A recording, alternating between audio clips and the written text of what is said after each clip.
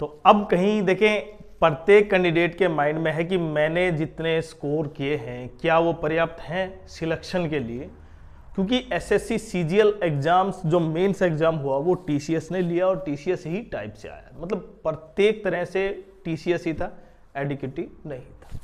और उसकी वो सबसे इंपॉर्टेंट अब बच्चों के माइंड में यह आ जाता है कि क्या कट ऑफ जाएगी, सेफ स्कोर कितना रहेगा, क्योंकि सबसे इंपॉर्टेंट पॉइंट यह है कि कंप्यूटर ने जो कंप्यूटर का एग्जाम हुआ आपका उसने बच्चों को रुला दिया।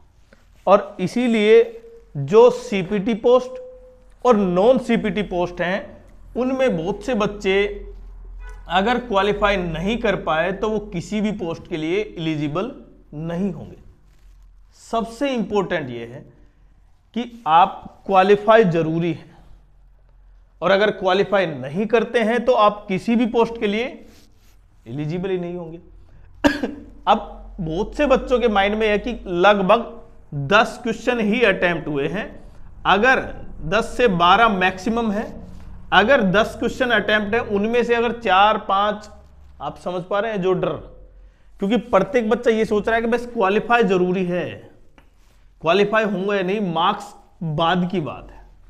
क्योंकि कंप्यूटर अब की बार झटका देगा हर तरह से दिया है, वो चाहे पेपर टीसीएस से करवा कर दिया हो, एडीकेटी से पेपर नहीं करवाया हो, प्री उससे करवाया हो।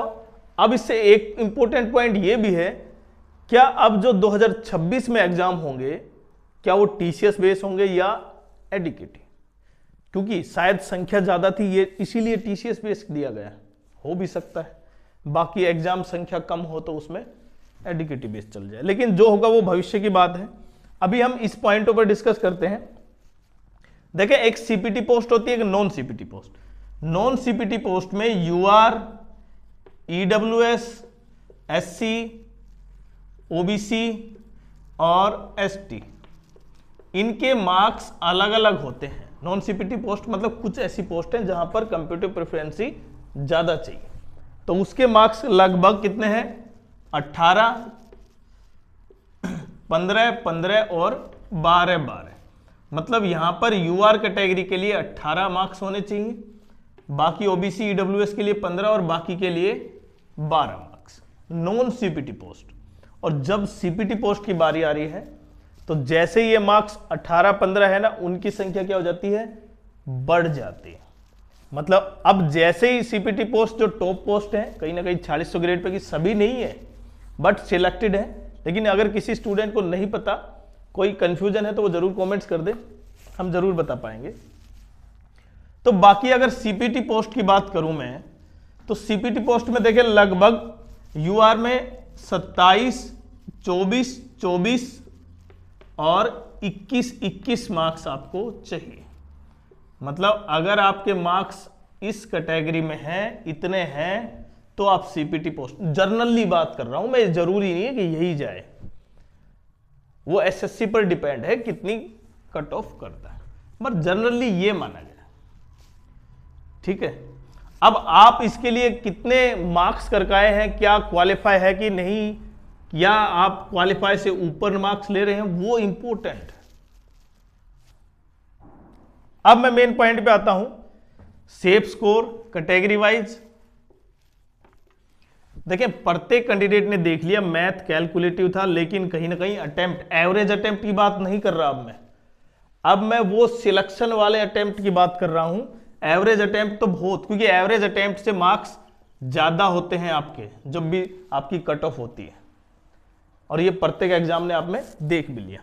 तो मैं एवरेज अटेम्प्ट की बात नहीं कर रहा, अब मैं टोटल बात कर रहा हूं कि कहां तक सिलेक्शन हो सकता। तो मैथ में 1 या 2 क्वेश्चन को छोड़ दें, मतलब मैक्सिमम हो सकता है, कुछ बच्चे ऐसे हों जो नहीं कर पाए हों, 3 से 4 क्वेश्चन भी हो सकते हैं मैक्सिमम, बट सिलेक्शन के लिए 20+ जरूरी है। चाहे वो आप एससी, मैं सिलेक्शन के लिए कह रहा, मैं ये नहीं कह रहा कि यूआर कैटेगरी से, एससी एसटी का भी हो सकते हैं ना। तो यहां पर मैथ्स कैलकुलेटिव था, बच्चों ने ठीक अटेम्प्ट किया। इंग्लिश में पैसेज की गड़बड़ थी, मतलब पैसेज थोड़ा हार्ड था, वो 5 से 7 क्वेश्चन, 8 क्वेश्चन हो सकते हैं, बाकी सही है। ठीक है, रीजनिंग में बच्चों ने लगभग अटेम्प्ट कर दिए सारे के सारे, 30 के आसपास थे। मैं सिलेक्शन वाले की बात कर रहा हूं, अब मैं उसकी बात नहीं कर रहा हूं, एवरेज अटेम्प्ट की। और इंग्लिश में जीके में कहीं ना कहीं 17-18 से ऊपर भी गए, कुछ बच्चे ऊपर भी गए वास्तव में। और अगर मैं इनका एवरेज देखता हूं ना, क्योंकि आपका जो एवरेज अटेम्प्ट है ना, उसमें से आपके माइनस भी होंगे रॉन्ग क्वेश्चन। देखिए रॉन्ग क्वेश्चन का मतलब वो रॉन्ग नहीं जो पेपर में आया, आपके गलत है वो, ठीक है, उसकी नेगेटिव होंगे, तो कट ऑफ डाउन जाएगी। और सीपीटी सबसे इंपॉर्टेंट। तो अगर एवरेज की बात देखता हूं मैं, बहुत से बच्चों के मार्क्स काफी सही हैं, लेकिन कंप्यूटर में मार्क्स बिल्कुल कम है। अब उनको डर है कि मैं क्वालिफाई होऊंगा या नहीं। तो यूआर कैटेगरी में, अगर यूआर कैटेगरी में आप हैं और आपके बाकी स्कोर अच्छे हैं, लेकिन कंप्यूटर में कहीं ना कहीं आपको डर है सीपीटी और नॉन सीपीटी में, तो वो वहां से अगर जैसे मानो आप क्वालिफाई नहीं कर पाए और यहां पर आपके मार्क्स है 308, तो क्या होगा, आप मतलब उस लिस्ट से ही बाहर हो जाएंगे। तो अगर मैं यूआर की बात करूं, सिंपल सा कि आपके मार्क्स लगभग इतने होने चाहिए, तो मिनिमम अगर मैं देखें ये सेफ स्कोर है, इससे नीचे ही होगा, तो आप मैक्सिमम आपके 300 मार्क्स, देखिए 300 अगर आपके मार्क्स हैं यूआर कैटेगरी में, तो आप बिल्कुल सेफ मान रहे हैं अपने आप को। अजय 300 का अर्थ ये नहीं कि एग्जैक्ट 300, जैसे 295 हो सकता है, 296 हो सकता है, बट ये सेफ है, ये सेफ जोन है भाई। इससे ऊपर बिल्कुल सेफ, इससे नीचे भी देखिए 2 से 4 नंबर, क्योंकि अभी आंसर की आएगी, बट कहीं ना कहीं आपने ये आइडिया लगा लिया अभी 300 के आसपास मेरे मार्क्स हैं। क्योंकि अब हम भी वही देखें, हमने वही बताया था भाई, क्योंकि रॉन्ग आंसर की वजह से 2024 में आपने देखा 9 और 10 रॉन्ग आंसर थे, रॉन्ग क्वेश्चन थे, आंसर नहीं, और उसकी वजह से 27 और 30 मार्क्स आपको मिले, जबकि कट ऑफ कितनी गई थी, 333 के आसपास थी, 330 प्लस 33 के आसपास। अगर उनमें से आप 27 मार्क्स हटा देते हैं तो लगभग एवरेज 300 ही था। तो वही रॉन्ग क्वेश्चन अगर आप हटा देते हैं तो आप बिल्कुल सही है 300 पर यूआर कैटेगरी में। ओबीसी कैटेगरी 298 मार्क्स, ये बिल्कुल सेफ है,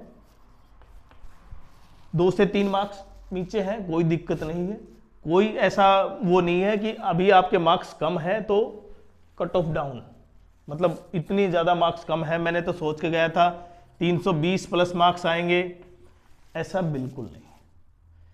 उसके अलावा ईडब्ल्यूएस 297 के आसपास भाई, और क्योंकि ईडब्ल्यूएस में बच्चे देखें कई बार होता है, पर वो कई बार आप स्टेट में देखते हैं, सेंटर में ऐसा बहुत कम होता है कि ईडब्ल्यूएस की कट ऑफ यूआर से ज्यादा चली जाती है, लेकिन फाइनल कट ऑफ जैसे यहां पर टियर 1 की कट ऑफ कई बार कम चली जाती है, बाद में मेंस में हाई चली जाती है, तो इस तरह डिफरेंस देखने को मिलता रहता है।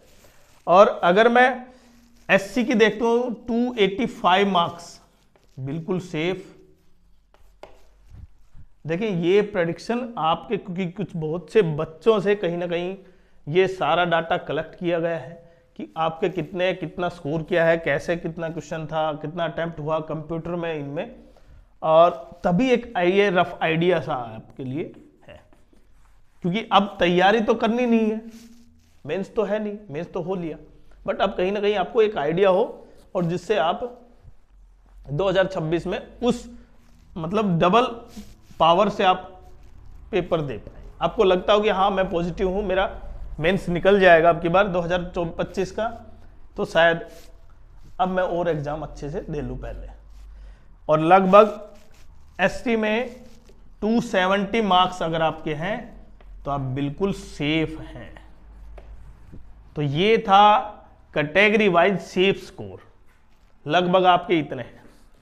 अब मैंने बताया ना सबसे इंपॉर्टेंट फैक्टर है रॉन्ग क्वेश्चन, क्योंकि जो बच्चा उस रॉन्ग क्वेश्चन की तरफ नहीं पहुंच पाया, मतलब उसने अभी अटेम्प्ट नहीं किया, तो उसको तो मार्क्स मिल जाएंगे, और जिसने अटेम्प्ट किया है और उसके अभी क्वेश्चन में मार्क्स दिए गए हैं, आंसर की जैसे आएगी तब, और बाद में आंसर नहीं जुड़ पाएंगे क्योंकि एक बार जुड़ चुके हैं उसके, तो इसीलिए वो बड़ा इंपैक्ट होगा। तो हम ये मान रहे हैं, देखिए 4 से 5 मैक्सिमम क्या होंगे, रॉन्ग क्वेश्चन हो सकते हैं, 4 से 5 मैक्सिमम।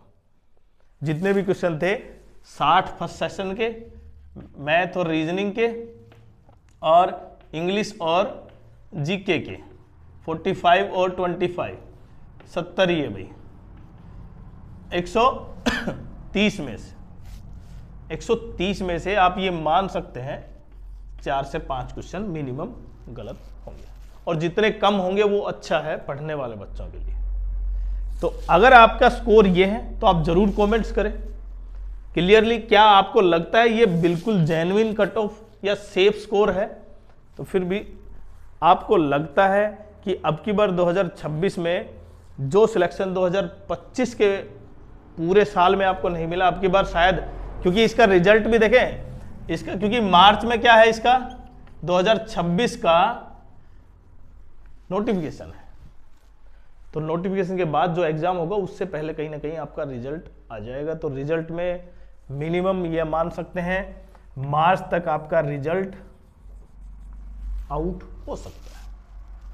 बाकी आपकी क्या राय है, आप जरूर कमेंट्स करें।